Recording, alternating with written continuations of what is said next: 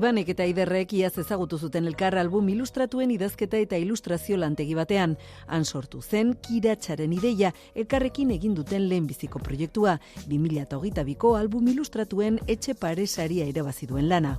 Kiratxa liburua Pantxi txakurraren eta Nimik ukusoaren historia da. Nimik Pantxi ezagutzen du eta Pantxik ez du usaimenik. Txakurrek normalen. Usaimena da beraien doaia du eta ez du usaimenik. Orduan erakutsiko dio... Baina berak kiratxa daka.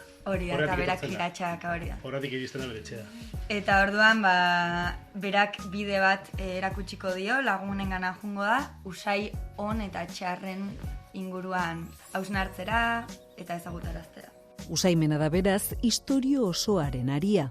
Zer da usaimen ona, zer da txarra, batentzako ona dana, bestentzako txarra, edo alderantziz, agian igual desberdina da, ez da? Osea, usaimena nik uste eta itzaki badela humorezko abentura bat bizitzeko eta laguntasun espontaneo bat kontatzeko.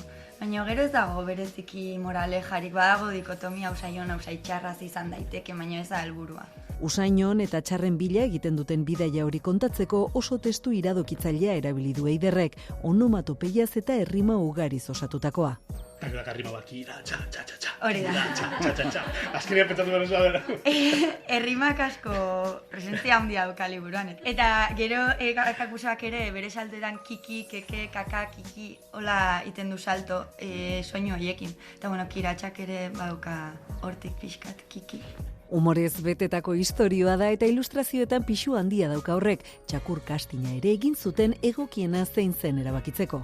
Errenteriako arte eskolan lan egiten dut txikiekin hitzaren eremuan, orduan literaturatik eta hitzaren sormenetik, orduan beak pasatako kastinetan zeizen jarriko diogu txakurrari eta behaien iritziak erentzutea, osea aurrekin lan egiteak ematen dizun feedback edo pista eremu bat. Pantxi eta Nimi, zakurrak eta arkakusoak bidaia divertigarria egingo dute usainen bila. Bidaia horretan, usainak onak edo txarrak diren norberaren pertzepzioan dagoela konturatuko dira.